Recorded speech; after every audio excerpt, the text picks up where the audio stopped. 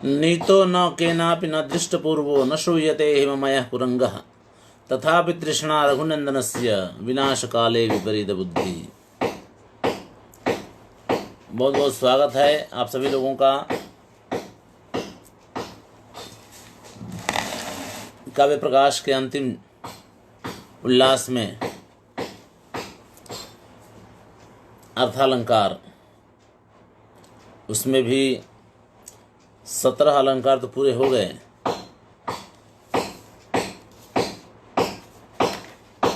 व्यतिरेक को लेकर के अब आक्षेप अलंकार आज शुरू करेंगे। कल तक व्यतिरेक अलंकार हो रहा था।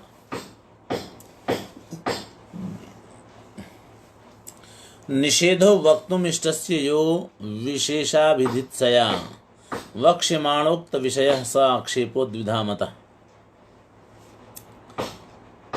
कह रहे हैं कि जो कहना है उसको कहने से निषेध कर दिया जाए।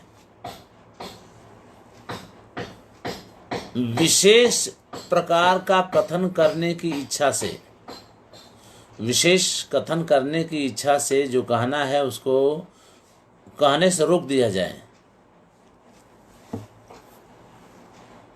उस स्थिति में आक्षेप अलंकार बनता है। तो उसके दो स्वरूप होते हैं, एक तो कह करके निषेध कीजिए और एक बिना कहे ही कह दीजिएगा, नहीं भाई मुझे कहना तो है लेकिन मैं कहूँगा नहीं, तुम ऐसे ऐसे आदमी हो, इस तरह से। तो वक्ष्यमाण और उक्त विषय, यानी वक्ष्यमाण विषय और उक्त विषय, इस तरह से दो भेद बनते हैं आक्षेप अलंकार के। पर आक्षेप अलंकार है क्या? तो जैसे कोई कहे कि भाई ये बात तो तुमको, ये तुम्हारे हित में है लेकिन तुमको मैं कहूँगा नहीं। अरे भाई तो कह तो दिया ना। इसी को आक्षेप कहते हैं कि भाई कहते कहते कहने को कह भी दिया और बाद में कह रहे हैं कि नहीं कहें, निषेध किया। ठीक है, तो उसी को उसको ये आक्षेप अलंकार कहा जाता है। अरे विवक्षितस्य प्राकरणिकत्वात् अनुपसर्जनीय कार्यस्य। कह रहे हैं कि प्राकरणिक होने के कारण जिसको कहना है, जो विवक्षित है, उसको गौण नहीं किया जा सकता है, उसकी उपेक्षा नहीं की जा सकती है। ऐसे अशक्य वक्तव्यत्वम, एक तो कहा ना जा सके वो, या फिर अति प्रसिद्धत्वम, या फिर वो अति प्रसिद्ध हो।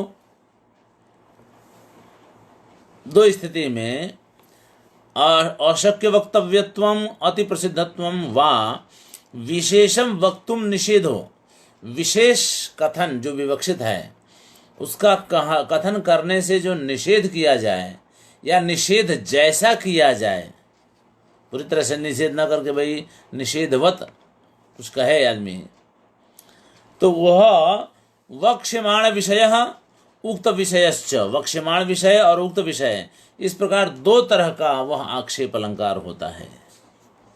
जब ये उदाहरण देंगे तो परिभाषा स्पष्ट हो जाएगी आपको। कह रहे सखी जो है कह रही है,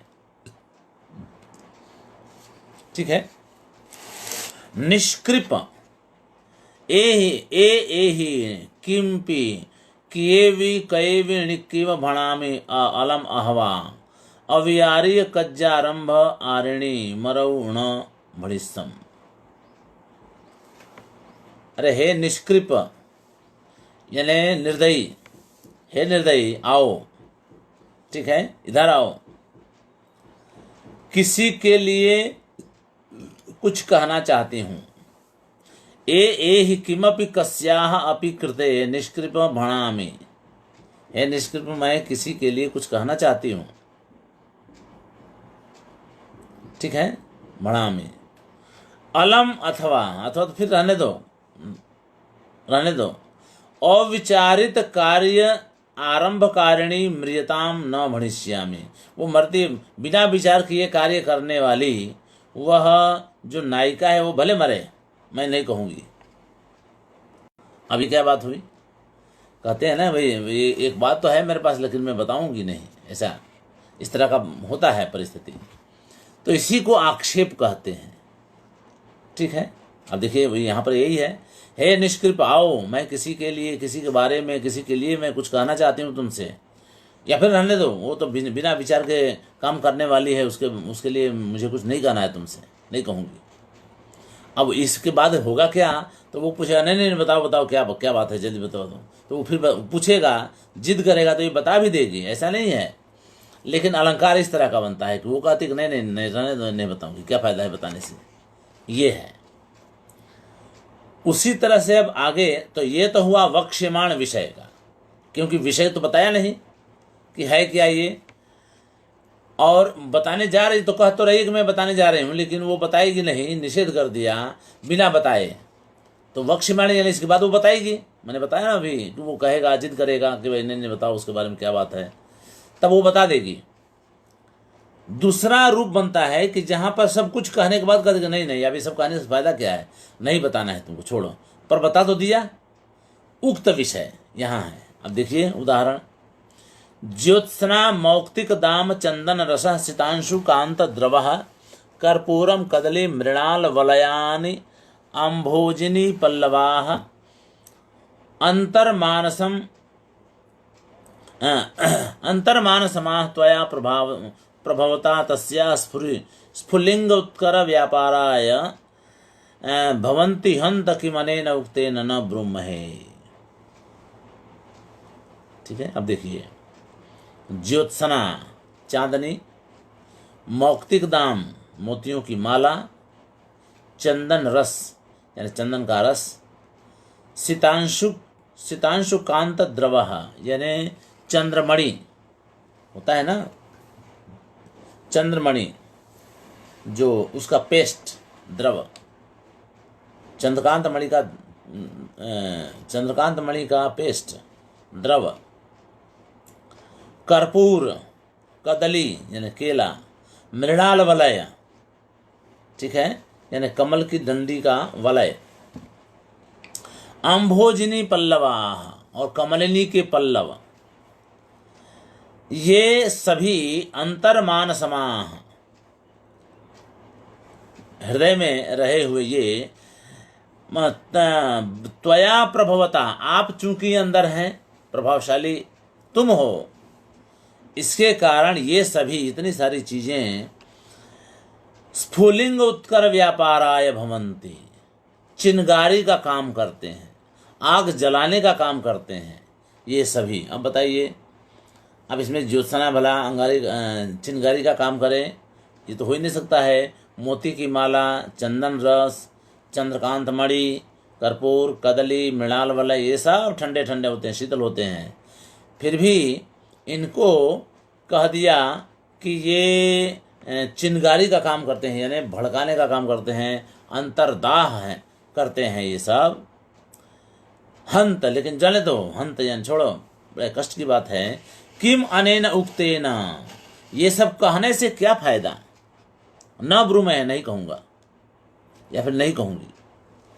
ठीक है, तो ये जो है उक्त विषय का आक्षेप अलंकार हुआ।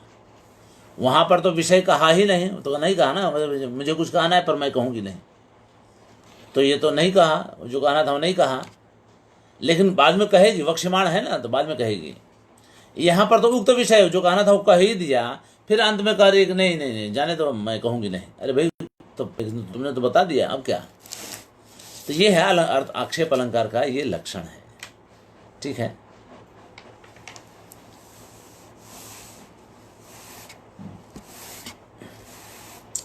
अब विभावना अलंकार, क्रियाया प्रतिषेधे भी फल व्यक्तिर्विभावना। ठीक है, अब ये आक्षेप अलंकार के दो भेद पूरे हो गए। अब अगला अलंकार देखें हम लोग। क्रिया का प्रतिषेध करने पर भी, क्रियाया प्रतिषेधे, अब यहाँ क्रिया को कारण समझिए, कार्य नहीं, कार्य को क्रिया ना कहें, कारण समझिए। क्रिया यानी कारण, कह रहे हैं कि कारण के प्रतिषेध होने पर भी, यानी कारण नहीं होने पर भी, जहाँ पर फल व्यक्ति यानी कार्य दिखाई पड़े या कार्य का वर्णन किया जाए, उसको विभावना अलंकार कहते हैं, वहां विभावना अलंकार होता है। ठीक है। क्रियाया प्रतिषेधे, कहे हेतु रूप क्रियाया, कारण रूप जो क्रिया है उसके निषेध होने पर भी तत्फल प्रकाशन, जहां प्रकाशन हो, जो कार्य दिखाई पड़े उसका जो कार्य दिखाया जाए वहां पर विभावना अलंकार होता है। उदाहरण देखेंगे तो स्पष्ट हो जाएगा। कुसुमित लता भी अहतापि अधत्त रुजम अलिकुलैः अदष्टापि परिवर्तते स्म नलिनी लहरी भी अलोलितापि अघूर्णत सा। एक विरहिणी स्त्री का वर्णन किया जा रहा है, विरहिणी स्त्री का। कह रहे हैं कि कुसुमित लता भी, फूल वाली लताओं से,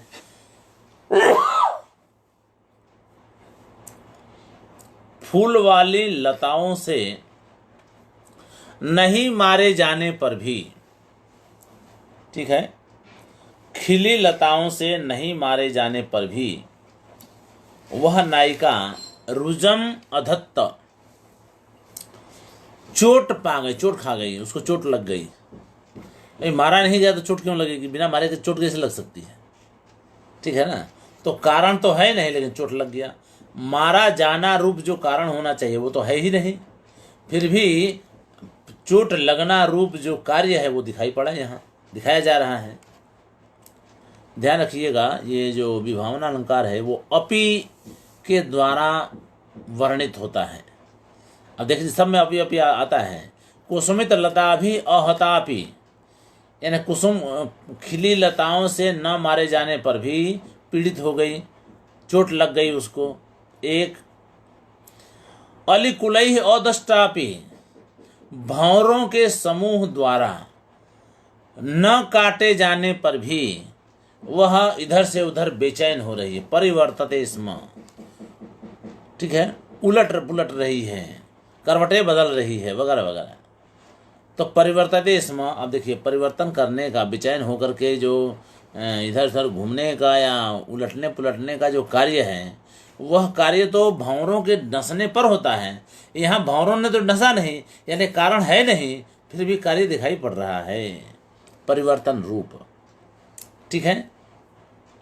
तीसरा है नलिनी लहरी भी, यानी कमलिनी की लहरों से न डोलाए जाने पर भी, अलोलितापि, ठीक है, कमलिनी के लहरों से न डुलाए जाने पर भी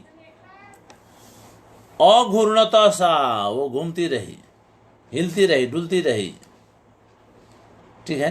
अभी देखिए हिलना डुलना तो भाई कोई घुमाए आपको तो हुए, घूमे फिरे आप, यहाँ तो उसको हिलाया नहीं जा रहा है नलनी लहरियों से, फिर भी वो जो है घूम रही है, चक्कर काट रही है। और घूर्णता यानी चक्कर काटना। तो इस तरह से विभावना अलंकार होता है जहाँ पर कारण के अभाव में कार्य दिखाया जाए, ठीक है, कार्य का निषेध किया जाए और फिर भी कार्य उसका दिखाया जाए, वहाँ पर विभावना अलंकार होता है। ठीक है। विशेषोक्ति अखंडेषु कारणेषु फलावचः। अब विशेषोक्ति, इसका ठीक विपरीत अलंकार होता है विशेषोक्ति। वो क्या कहता है? तो कहते भाई कारण तो होगा लेकिन कार्य नहीं होगा। कहते विशेषोक्ति, यानी विशेषोक्ति वहाँ होता है, अलंकार होता है जहाँ पर अखंडेषु कारणेषु, यानी कारण के अखंडित रहने पर भी, यानी खंडित नहीं होने पर भी फल का अवच हो, यानी कार्य न दिखाया जाए, कार्य का उल्लेख न किया जाए। ठीक है, कार्य का उल्लेख न किया जाए, वहां पर विशेषोक्ति अलंकार होता है। ठीक है।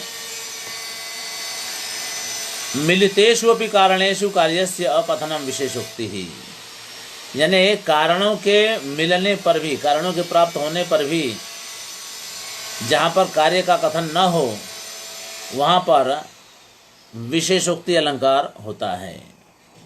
अब इसके ये तीन प्रकार की होती हैं, अनुक्त निमित्ता, उक्त निमित्ता और अचिंत्य निमित्ता।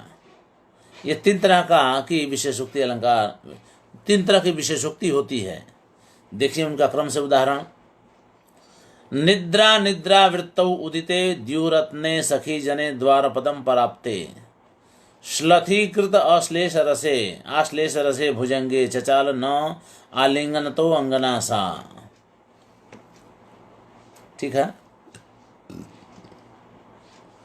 निद्रा निवृतौ, नींद टूट जाने पर भी,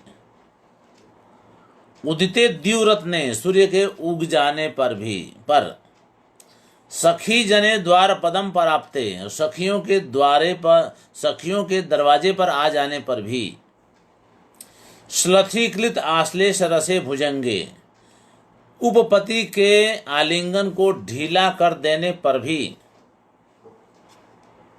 वह अंगना न आलिंगनतः, आलिंगन से वह न चचाल, विचलित नहीं हुई, यानी हटी नहीं। ये है। तो अब देखिए इसमें कारण तो सारे हैं आलिंगन को छोड़ देने के, आलिंगन से हट जाने के सारे कारण हैं, लेकिन आलिंगन का हटना रूप, उस अंगना का आलिंगन छोड़ देना रूप कार्य जो होना चाहिए वो नहीं हुआ, उसका वर्णन नहीं किया गया।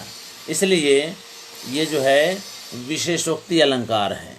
तो इसमें अब क्या हुआ कि कारण सारे अनुक्त निमित्ता, इसमें निमित्त कहे नहीं गए।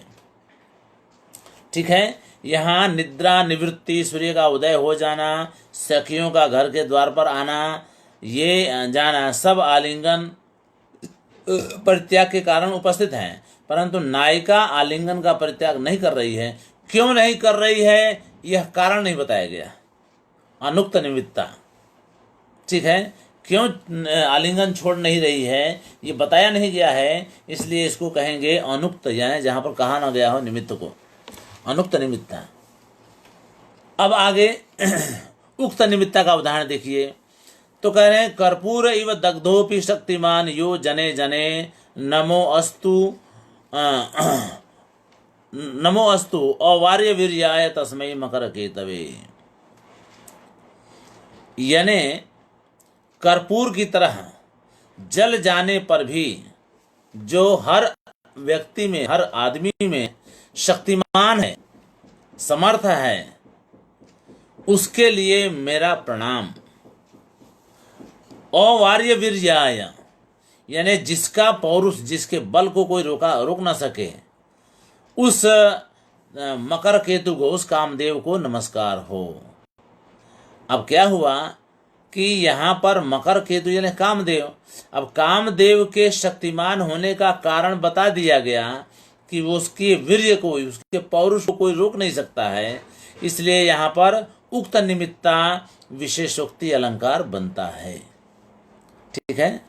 कर्पूर इव दग्धोपि, कर्पूर की तरह जल जाने पर भी जो हर व्यक्ति में शक्तिमान है, ऐसे अवारणीय या अनिवार्य पौरुष वाले उस कामदेव को हम नमस्कार करते हैं।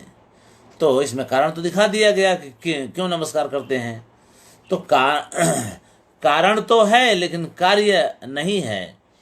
तो मान लीजिए किसी को जला दिया जाए तो वो शक्तिमान कैसे रह सकता है, खत्म हो जाना चाहिए ना। तो शक्तिमान नहीं रहने के सारे कारण हैं, लेकिन शक्तिमान नहीं रहना रूप कार्य नहीं हो रहा है, इसलिए यहाँ विशेषोक्ति अलंकार तो हो गया, लेकिन शक्तिमान होना, अब शक्तिमान नहीं होना कार्य है तो वो तो हो नहीं रहा है, तो शक्तिमान होने के लिए कारण भी बता दिया गया।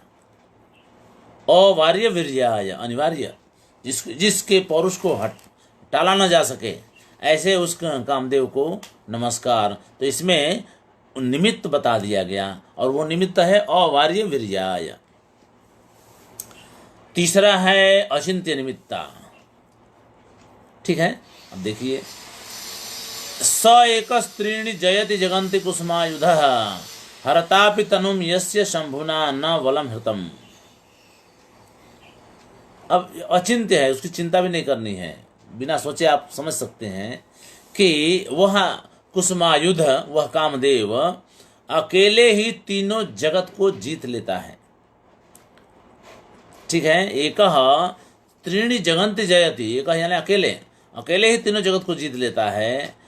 कह रहे कि हरतापि तनुम तस् यस्य, जिसके शरीर को हर कर भी शंभु ने उसके बल का हरण नहीं किया, बल को नहीं हरा।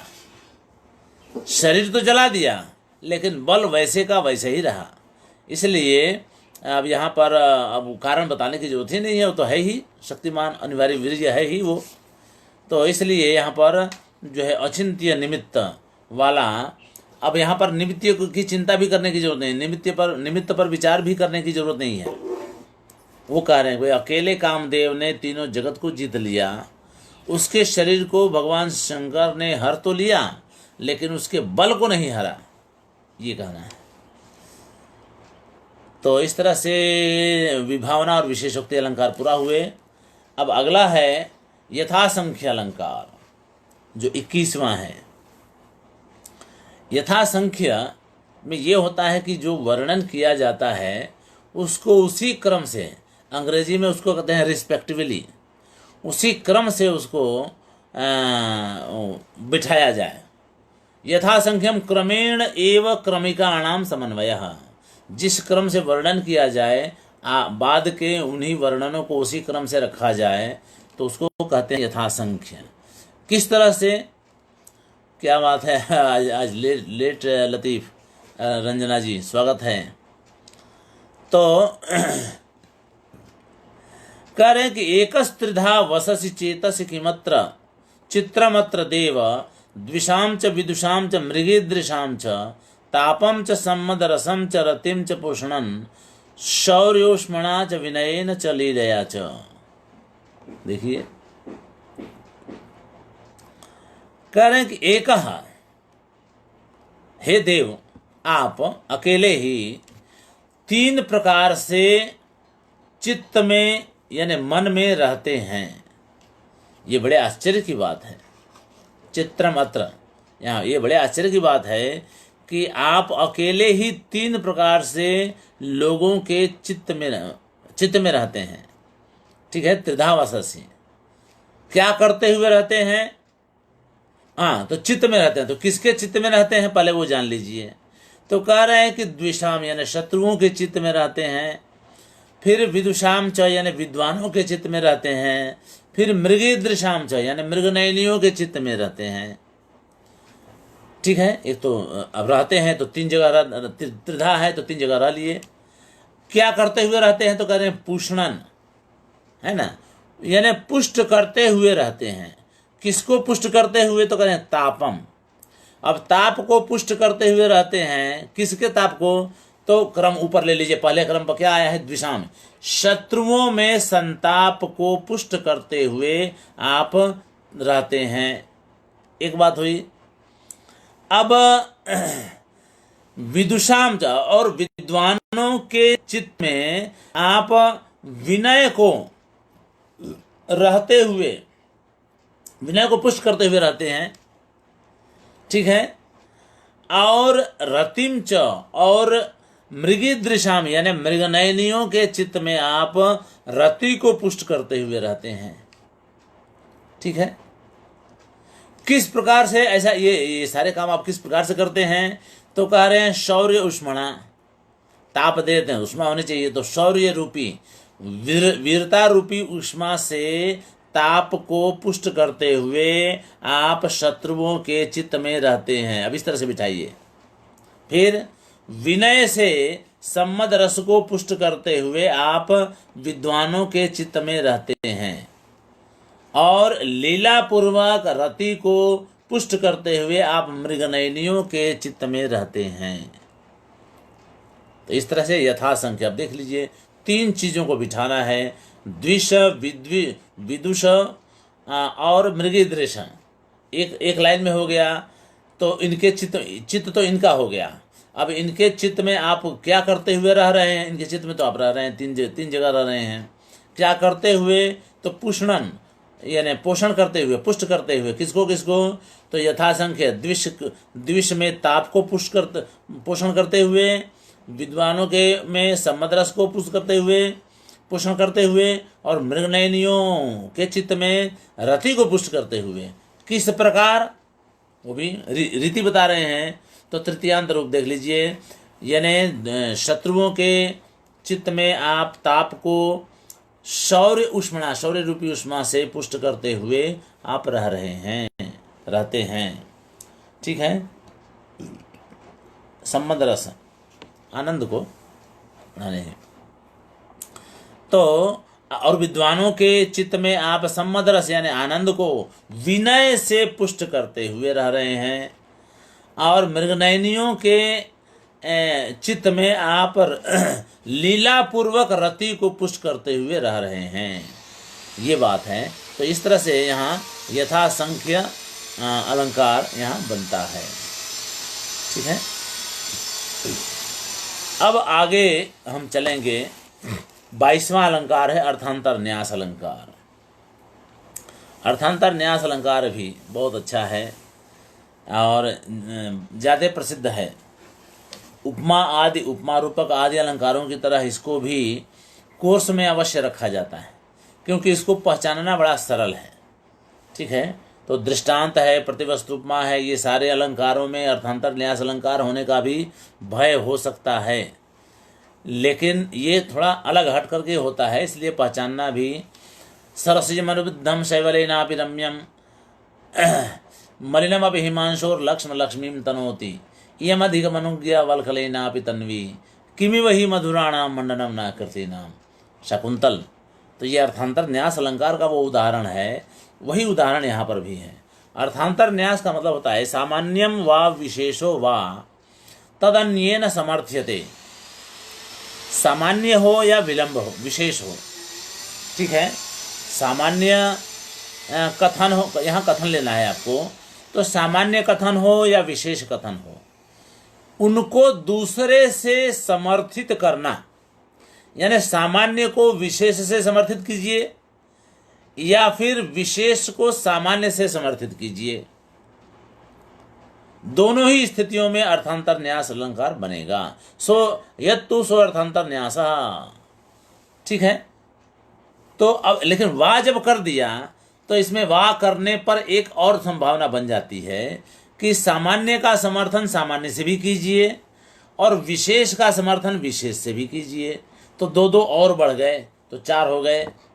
एक तो सामान्य का समर्थन विशेष से और विशेष का समर्थन सामान्य से 2 हुआ, और सामान्य का समर्थन सामान्य से और विशेष का समर्थन विशेष से, इस तरह से 2 और हो गए, तो 4 हो गए। तो अर्थांतर न्यास अलंकार के इस प्रकार 4 भेद बनते हैं। ठीक है। साधर्म्येण इतरेण, भाई हाँ, इसमें साधर्म्य और असाधर्म्य 2 तरह से इसकी सिद्धि की जाती है। उदाहरण देखेंगे तो पता चलेगा।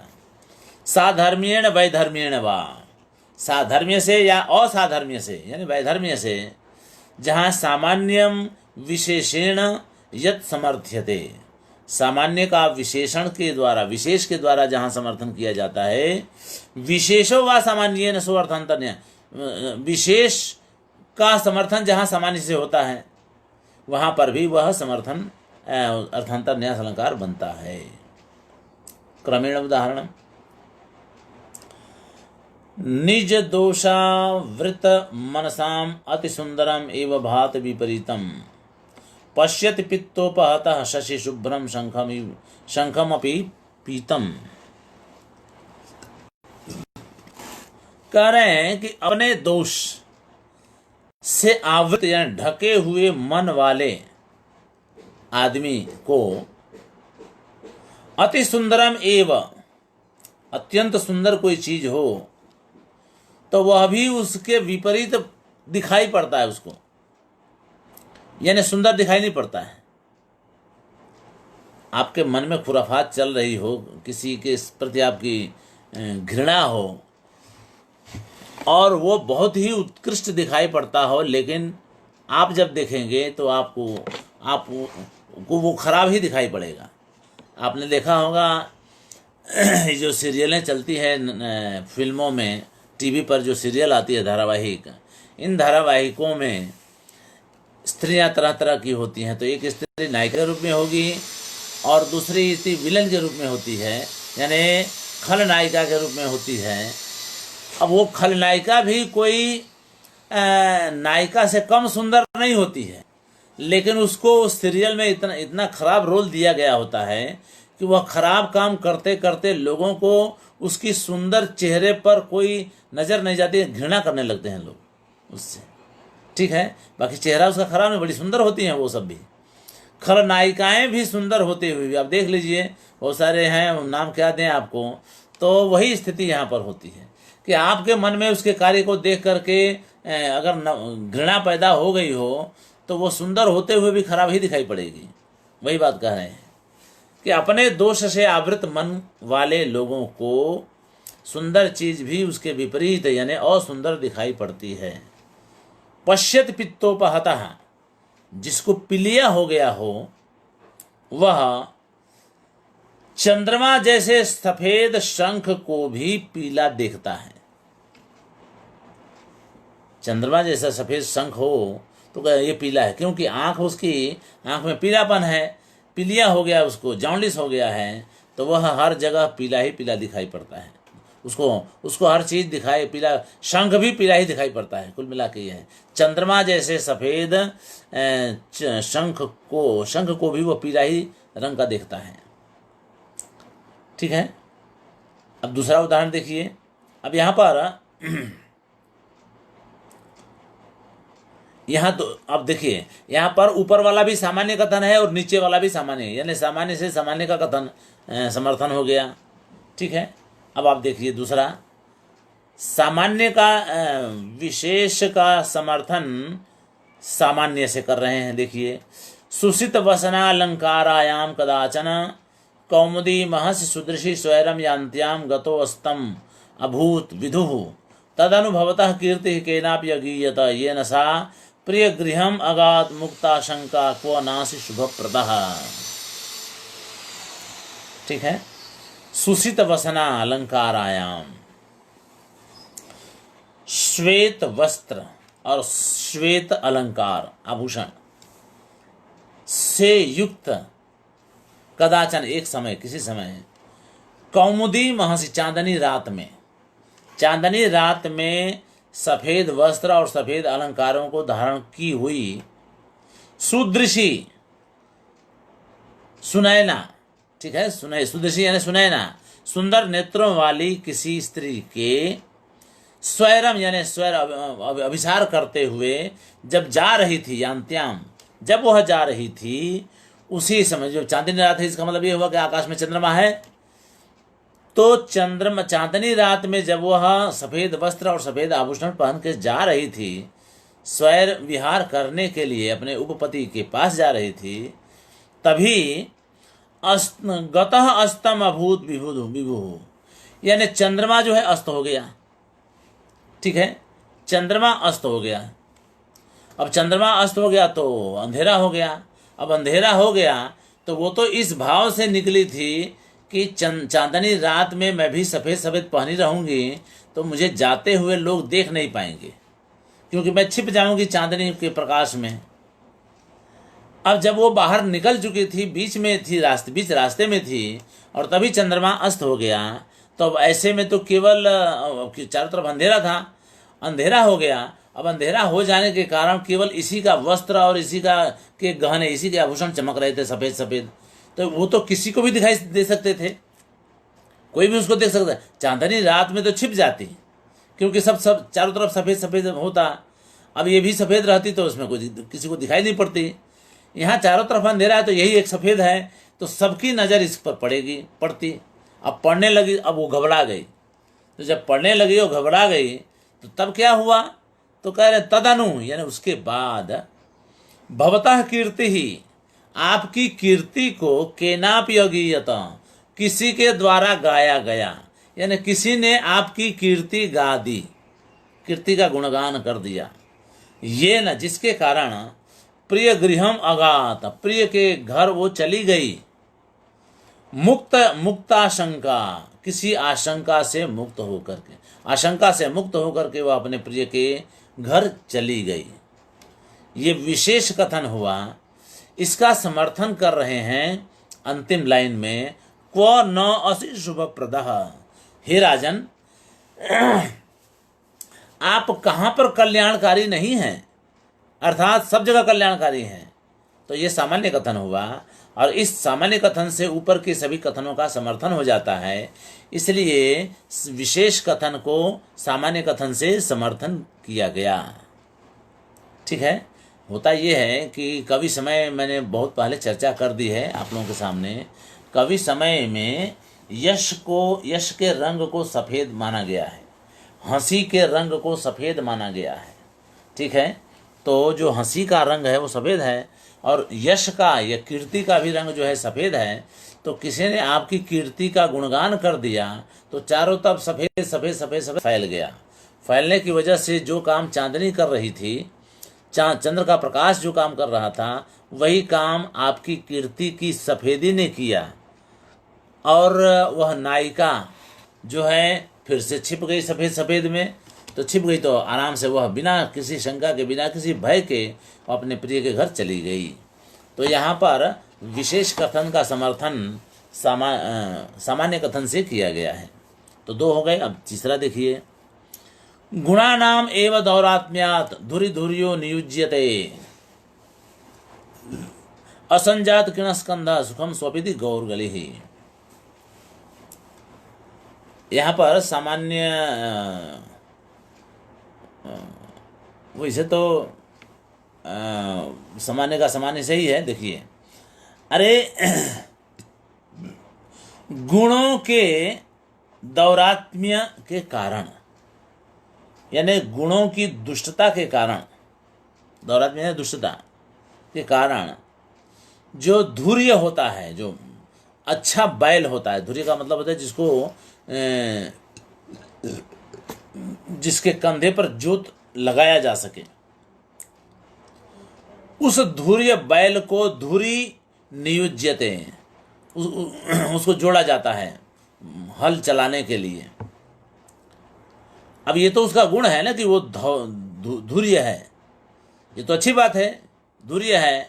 तो परिणाम क्या निकला कि उसको उसके इस गुण के कारण, इस गुण की दुष्टता के कारण बार बार उसी से काम लिया जाता है, उसी को हल में जो जोड़ करके खेत जोता जाता है।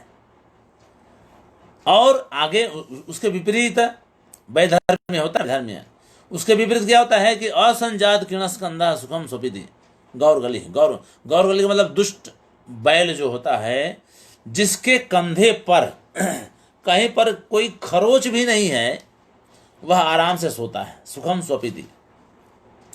इसलिए जानते हैं बैलों की भी प्रजाति होती है। आप लोग जान लीजिए कि बैलों की ऊंचाई हमारे देश में इससे नापी जाती है, इस तरह से, एक मतलब मुट्ठा, एक मुट्ठा, दो मुट्ठा, इस तरह से उसकी ऊंचाई नापी जाती है। और एक से एक बैल होते हैं, उनकी ऊंचाई के आधार पर, उनके सींगों के आधार पर, उनकी पूँछों के आधार पर उनकी नस्ल पहचानी जाती है बैलों की। ठीक है। कुछ बैल ऐसे होते हैं लात मारते हैं, कुछ बैल सींग मारते हैं, सब तो तरह तरह के बैल होते हैं, अच्छे भी बैल होते हैं। सबसे अच्छा बैल सफ़ेद बैल होता है, सफ़ेद रंग का। सफ़ेद रंग की गाय भी सबसे ज़्यादा अधिक मात्रा में होती है, इसीलिए बैल को धवल कहा जाता है। जब धवल कहा जाए तो समझिए वो बैल का वाचक है। ठीक है। ये साहित्य शास्त्र में, साहित्यों में, यानी प्राकृत साहित्य में भी और संस्कृत में भी कई जगह प्रयुक्त हुआ है। तो धवल जब कहा था, धवल मतलब सफ़ेद, सफ़ेद ज़्यादातर बैल सफ़ेद ही होते हैं, इसलिए धवल जो है बैल का वाचक हो गया, ये स्थिति है। तो उस बैल के लिए अच्छा, जो उत्तम बैल होता है, आप जानते हैं ना हमारे देश में कृषि प्रधान देश है, तो बैल, हर व्यक्ति बैल रखता था। तो शादी वगैरह में भी अगर आप बेटी की शादी करने जा रहे हैं तो ये पूछते हैं कि भाई खेत कितना है। तो खेत कितना है ये मत पूछिए, कितने हल चलते हैं ये पूछिए। तो जितने हल चलते हैं उसके आधार पर खेत का अनुमान कर लिया जाता था कि इनके पास इतना खेत होगा। उस घर में कन्या दी जाती है जहाँ पर ज़्यादा से ज़्यादा हल चलते हों। ठीक है। ऐसे घरों में ये बैल घरों के सदस्य की तरह रहते हैं। ठीक है। हाँ, इसलिए उनको पहले खिलाया जाता था। हमारे वसंत पंचमी तो बैल का ही त्यौहार है। वसंत पंचमी के दिन तब तक खेतों में नया अनाज आ गया होता है और वह नया अनाज आने का पूरा श्रेय पर आदमी तो है ही, जो किसान है वो तो है ही, बैल को भी उसका श्रेय जाता है, क्योंकि उसने भी हल चलाया है ना, उसने हल चलाया है। तो हल चलाया नहीं होता तो अनाज नहीं होता, तो हल चलाया है इसलिए अनाज हुआ है, तो उस अनाज पर उस बैल का भी अधिकार बनता है। इसलिए वसंत पंचमी के दिन बढ़िया बढ़िया खाना बनाया जाता है और उसमें नए अनाज उसमें डाला जाता है, ताकि उस सब पूरे भोजन को नए अनाज से बना हुआ भोजन मान लिया जाए, और उस भोजन को सबसे पहले उस बैल को खिलाया जाता है, तब अपने लोग खाते हैं, घर के लोग बाद में खाते हैं, पहले, क्योंकि पहला अधिकार उस बैल का है, वो हल चलाया हुआ है उस खेत में। ठीक है, तो इस तरह की पूर्वी उत्तर प्रदेश में, बिहार में भी ये मान्यता तो है। मुझे लगता है कि यह किसी न किसी रूप में पूरे भारत में होगा। तो हल में उसी बैल को जोता जाता है जो उत्तम बैल होता है और हल चलाता है, आनाकानी नहीं करता है, आलस नहीं करता है। और जो दुष्ट बैल होता है, जिसके कंधे पर जरा भी खरोंच नहीं है, वह आराम से सोता है। इसलिए कि वो झगड़ा वड़ा करता है, इधर उधर कर देगा, फेंक देगा, लात मारेगा, तो किसान जो है तंग आकर के उसको निकाल देगा और बांध देगा, तो वो बैठ के आराम कर रहा है, अब दूसरे बैल को जोतेगा उसी में लगा करके। ये बात है। तो ये जो है अर्थांतर न्यास अलंकार का ये उदाहरण बनता है।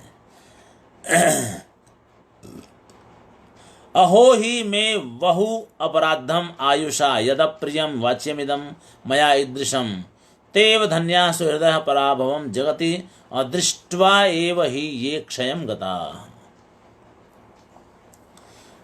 कह रहे हैं कोई व्यक्ति, देखिए कहने का तरीका कि भाई मेरी आयु ने बड़ा अपराध किया है, यानी मैं लंबा जिया, इसमें जो मेरी आयु है, इसने, यह एक अपराधी है, इसने अपराध किया है कि जिसके कारण यह अप्रिय समाचार, इस प्रकार का अप्रिय समाचार मैं कहने जा रहा हूँ, या मैं कहूँगा, या कह रहा हूँ, मुझे कहना चाहिए, या कहूँगा। वे लोग धन्य हैं, वे मित्र धन्य हैं, ते सुहृदय धन्य, वे मित्र धन्य हैं इस जगत में जो पराभवम अदृष्ट्वा एव, पराभव को देखे बिना ही क्षयम गता, गुजर गए, मर गए। तो मैं अभी इतने समय तक लंबा जी रहा हूँ, तो इसमें मेरी आयु ही दोषी है कि जिसके कारण मैं यह अप्रिय समाचार कहने जा रहा हूँ। मैं भी मर गया होता तो मैं भी नहीं कहता, ये कहना है। वे लोग धन्य हैं जो, वे मित्र धन्य हैं जो इस पराभव को बिना देखे ही गुजर गए, हार को देखे बिना ही गुजर गए। तो यहाँ पर आप देखिए, यहाँ गुणवान उत्तम पुरुष ही सदा कार्य में पीसे जाते हैं, ऊपर वाले का उदाहरण है। इस सामान्य बात का दुष्ट बैल के उदाहरण से के द्वारा विशेष से समर्थन किया जा रहा है। ठीक है, इसलिए यह वैधर्म्य से अर्थांतर न्यास, कहा ना, वहाँ गुण है और यहाँ अवगुण है। वैधर्म्य से अर्थांतर न्यास अलंकार का उदाहरण बनता है। गली ही गौ, यानी गली शब्द का अर्थ अनेकों टीकाकारों ने भिन्न भिन्न प्रकार से किया है। यह आसंजितम युगम बलात् पातयति इति गौर गली ही इत्युद्युतः, यानी गली जो गिर जाता है, बैल जो है खेत में बैठ जाएगा, हल लिए हुए ही बैठ जाएगा, वही तो गल जाता है, यानी गिर जाता है, बैठ जाता है। तो धूः स्पर्श मात्रेण यह स्वयं पतति स गौरगली नामा वृषभ इति सुधाकरः, गली ही इति कुत्सित गलः इति चंद्रिका, अथवा तो गला जिसका गंदा हो, इस तरह के बहुत सारे अर्थ होते हैं, लेकिन वो गिर जाने वाला जो बैल होता है उसको गौरगली कहते हैं। ठीक है, ये है। अब ये तो ये हुआ। अब आगे है, यहाँ सामान्य से विशेष का वैधर्म्य से समर्थन किया गया दूसरे वाले उदाहरण में। अरे ये मेरी लंबी आयु का दोष है, अपराध है कि जिसके कारण मैं यह अपने मित्र का अप्रिय समाचार कहने जा रहा हूँ। वे मित्र धन्य हैं जो पहले ही मर गए इस पराभव को देखे बिना ही। ठीक है, तो इस तरह से यह अर्थांतर न्यास अलंकार बना। सामान्य से विशेष का समर्थन हो रहा है वैधर्म्य से, तो ये हो गया। अब आगे चलें तो अगला अलंकार आता है विरोधालंकार। देखिए विरोध अलंकार, अब आगे चलते हैं तो एक तो विरोध या इसी का दूसरा नाम है विरोधाभास। ठीक है, विरोधाभास अलंकार।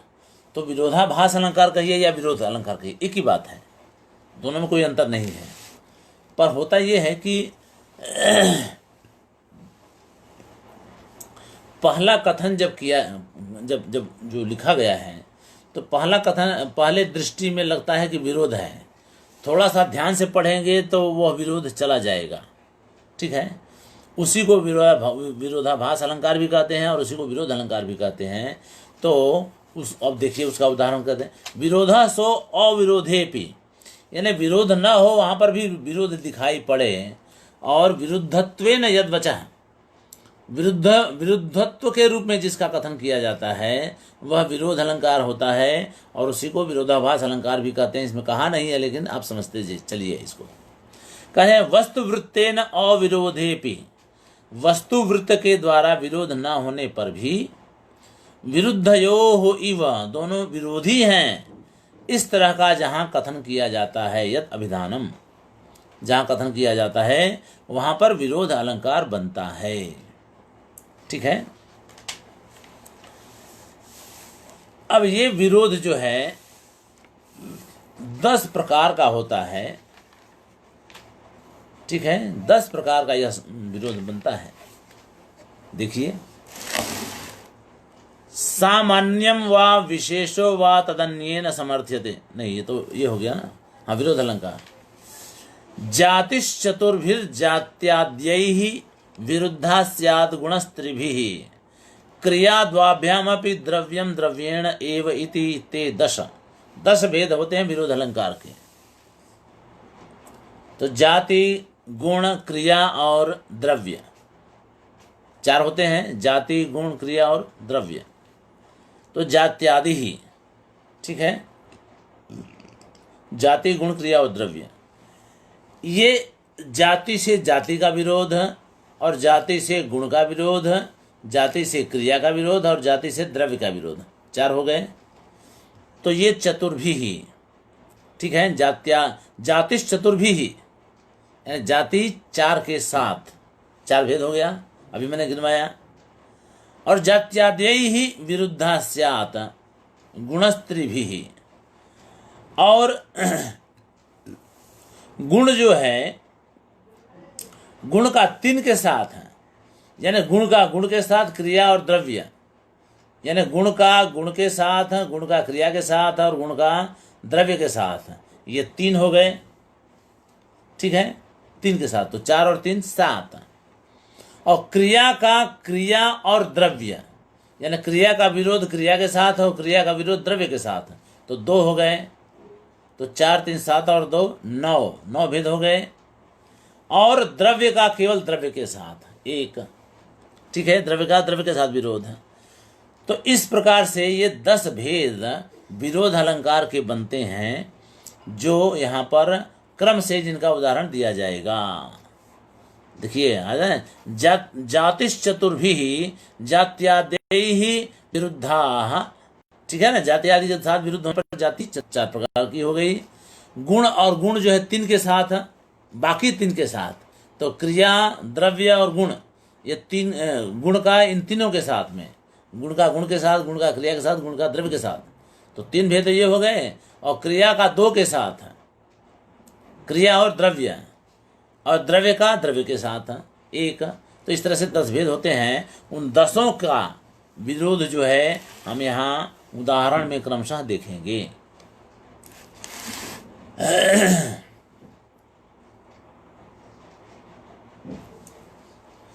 अभिनव नलिनी किसलय मृणाल वलयादि दवन दहन राशि सुभग कुरंग दृशोस्याः विधिवशतः त्वद वियोग विपाते।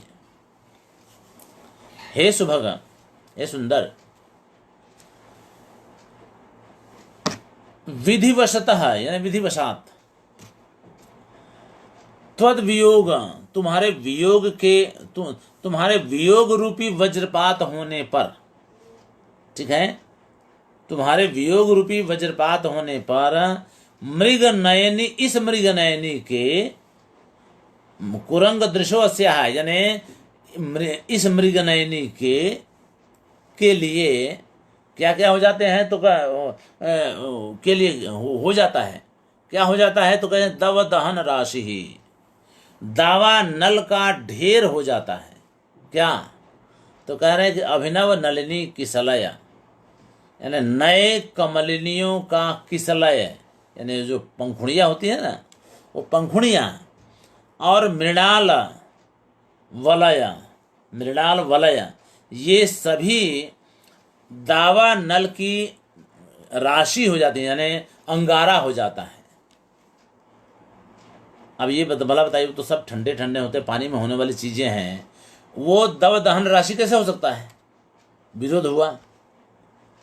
हे सुभग, उस मृगनयनी की विधिवशात यानी संयोग वशात तुम्हारे वियोग रूपी वज्र के गिरने के कारण उसके लिए ये नई कमलिनियों की पंखुड़ियाँ, मृणाल वलय आदि, ये सभी मृणाल का वलय, ये सब दावानल की यानी अग्नि की राशि हो जाती, दावानल की राशि हो जाती हैं। ठीक है, अब ये हो तो गया विरोध, ये तो हो ही नहीं सकता है ना, विरोध हो गया। तो दूसरा अर्थ आप थोड़ा सा कर लीजिए, तो कह रहे हैं कि दवदहन राशि का दूसरा अर्थ कीजिए, वह हर चीज को संतापदायक समझती है। दवदहन राशि का मतलब होता है कि वह हर चीज को, जो शीतल चीजें हैं, जो अच्छी चीजें हैं, उनको भी अपने लिए कष्टकारी समझती है। तो अब ऐसा अर्थ करेंगे तो हो गया। तो प्रथम दृष्टिया तो विरोध लगा, दूसरा अर्थ कर दिया तो विरोध जो है चला गया। इसी को कहते हैं विरोधाभास, यानी विरुद्ध नहीं है, विरुद्ध वर्णन भी नहीं है, लेकिन हमें लगता है विरुद्ध है, इसी को विरोधाभास कहते हैं। तो वो बात यहाँ पर दिखाई पड़ रही है। ठीक है, अब यहाँ पर आप एक चीज देखिए कि यहाँ पर नलिनी, किसलय, मृणाल, वलय आदि शब्द जाति शब्द हैं और दवदहन भी जाति है, तो ये दोनों परस्पर विरोधी हैं। तो जाति से जाति का विरोध यहाँ वर्णन किया गया, इसलिए यहाँ पर जाति से जाति वाला पहला भेद बना विरोध अलंकार का। ठीक है, अब दूसरा चलें आगे। गिरयो अपि अनुन्नति युजो मरुद अपि अचलो अब्धयोपि अगंभीरा विश्वम्भरापि अति लघुर नरनाथ तवांतिके नियतम। हे नरनाथ, हे राजन, आपके पास तवांतिके यानी आपके पास 1 2 3 4 चीजों का वर्णन किया गया है। आपके पास आने पर जो पहाड़ होता है वह भी नीचे हो जाता है। गिरयोपि अनुन्नति युजः, वह भी नीचे हो। आपके पास आने पर, आपके नजदीक आने पर पहाड़ भी आपसे नीचे हो जाता है, यानी ऊंचा नहीं रहता है वो। एक मरुद अपि अचल, हवा भी रुक जाता है, अचल हो जाता है, चलता नहीं है, जबकि ऐसा हो नहीं सकता है। और अब्धयः अपि अगंभीरा, समुद्र भी छिछला हो जाता है, गंभीर नहीं रहता है आपके नजदीक आने, आपके पास आने पर। और जो विश्वम्भरा है, जो पूरे विश्व को धारण करती है पृथ्वी, वह भी वो छोटी हो जाती है तो बड़ी भारी और बहुत विशाल है, लेकिन छोटी हो जाती है आपके नजदीक आने पर। अब देखिए भाई, पहाड़ भला अनुन्नत कैसे हो सकता है? प्रश्न है ना, पहाड़ अनुन्नत कैसे होगा? उसी तरह से हवा कभी न चले ऐसा तो हो ही नहीं सकता है ना, वो तो हमेशा चलती रहती है। अचल कैसे हो सकती है हवा? समुद्र की जो गहराई है वो तो गहराई रहेगी ही ना, बताया था ना कल हमने आपको, 11 किलोमीटर तक वो गहरा होता है प्रशांत महासागर। वो वही सबसे अधिक वो है, वही सबसे अधिक गहरा है, समुद्र की गहराई उतनी और कहीं नहीं है। तो कह रहा कि भाई वो भी अगंभीर हो जाता है, ये कैसे होगा? समुद्र गहरा ना हो, ये कैसे हो सकता है भाई? गहराई का ही तो नाम समुद्र है। और जो पृथ्वी है वो छोटी कैसे हो सकती है? वो तो है ही बड़ी विशाल है। तो यह प्रथम दृष्टया देखने पर यहाँ विरोध लगा। आपके आने पर अब दूसरा अर्थ जब करेंगे तो विरोध चला जाएगा। भाई आपके यानी आप इतने ऊंचे हैं, आपका यश इतना ऊंचा फैला हुआ है कि पहाड़ जैसी ऊंची चीजें भी आपके सामने नीचे लगती हैं। ये विरोध है, तो इस तरह का वर्णन तो कर ही सकते हैं। तो यहाँ पर विरोध चला गया, ठीक है ना। उसी तरह से हवा चलनी बंद हो जाती है, यानी आपके बारे में दूसरी, आप जब नजदीक में आते हैं तो लोग बातचीत करना देते हैं। ये है मतलब उसका, आपके बारे में कोई बात ही नहीं करेगा, कोई हवा नहीं चलेगी, कुछ भी नहीं चलेगा, कोई अपवाद या आपकी निंदा इत्यादि कुछ नहीं होगा, सब बंद हो जाएगा। ये है, तो हवा भी स्थिर हो गई वहां पर इस रूप में। और आप इतने गंभीर हैं कि वो उसकी गहराई जो है समुद्र की गहराई से भी ज़्यादा है, इसलिए वो जो है अगंभीर हो गया, समुद्र भी अगंभीर हो गया। और आप इतने विशाल हैं कि आपकी कीर्ति, आपका यश, आपका प्रताप जो है इस पृथ्वी से भी बड़ा होकर के समुद्र और पाताल सब, स्वर्ग और पाताल सब जगह चला गया है। तो इस तरह से आप जो है विशाल हैं, तो पृथ्वी से भी आप बड़े हो गए। ये है, तो इस तरह से विरोध का परिहार हो जाता है। परिहार यानी विरोध चला जाता है, दूर हो जाता है। तो यहाँ दूसरा भेद हो गया, ठीक है ना। अब यहाँ पर क्या है, इसमें गिरि आदि जातिवाचक शब्दों का अनुन्नतत्वादि जो शब्द हैं वो गुण है। तो जाति का गुण के साथ जो विरोध कहा गया था ऊपर विरोध अलंकार में, उसका यह उदाहरण है। जाति का गुण के साथ जो विरोध है वो उसका यह उदाहरण है, ठीक है। अब तीसरा उदाहरण देखिए। तीसरा क्या होगा, तो जातिवाचक शब्द है उसका क्रिया के साथ विरोध। येषाम कंठ परिग्रह प्रणयिताम संप्राप्य धाराधरस तीक्ष्णः सोऽपि अनुरज्यते च कमपि स्नेहं प्राप्नोति च तेषां संगर संग सक्त मनसाम राज्ञां त्वया भूपते पांशूनां पटलैः प्रसाधन विधिर निर्वर्तते कौतुकम। ठीक है, अर्थ तो देख ही लें, आगे करेंगे जो भी होगा। तो कह रहे हैं कि जिन राजाओं के, येषाम यानी येषाम राज्ञाम, जिन राजाओं के कंठ परिग्रह प्रणयिताम यानी कंठ का ग्रहण रूप प्रणयता को संप्राप्य यानी प्राप्त करके धाराधर यानी तीक्ष्ण यानी तेज तलवार जो था वह सोपी अनुरज्यते, वह भी अनुरागशील हो गया। अब यहाँ अनुरागशील का मतलब होता है एक तो गर्दन काट दी तो खून से लाल लाल हो गया, और प्रेमशील भी, आसक्त भी हो गया, अनुराग वाला हो गया।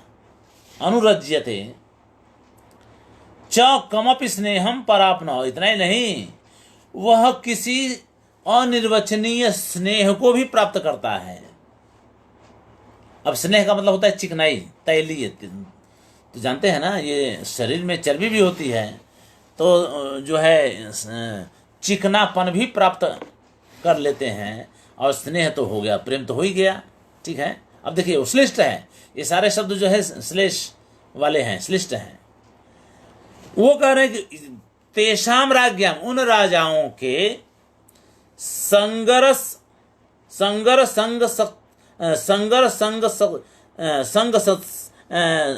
सक्त मनसाम, संगर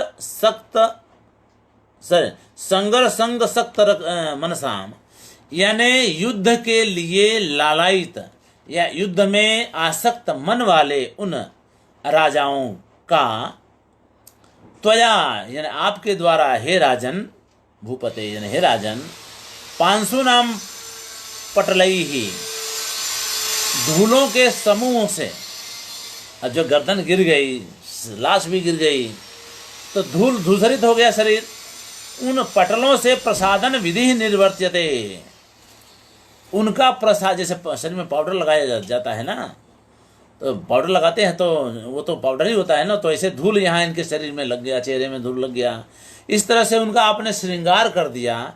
कितना बड़ा कौतुक है ये, कितना बड़ा आश्चर्य है। ठीक है, तो अब यहाँ पर देख लीजिए कि विरोध कहाँ आया, क्रिया से।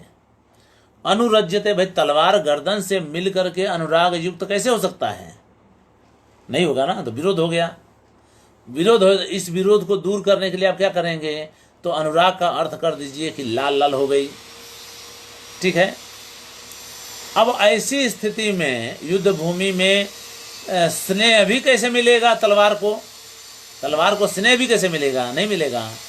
तो स्नेह का दूसरा अर्थ कर लीजिए तैलता या तैलीयता, यानी चिकनाई, चिकनाई को प्राप्त हो गई। वो चिकना जानते हैं ना, वो ये जो शरीर में वो भी होता है, तो खून में भी चर्बी होती है, तो चर्बी को खून लगने की वजह से चिकना भी हो जाता है वो चर्बी के कारण, तो स्नेह भी प्राप्त कर लिया है ना। तो यहाँ पर भी विरोध हुआ, तो वहाँ पर चिकनाई, स्नेह का अर्थ चिकनाई कर दीजिए तो विरोध दूर हो जाएगा, विरोध जो है चला जाएगा, है ना।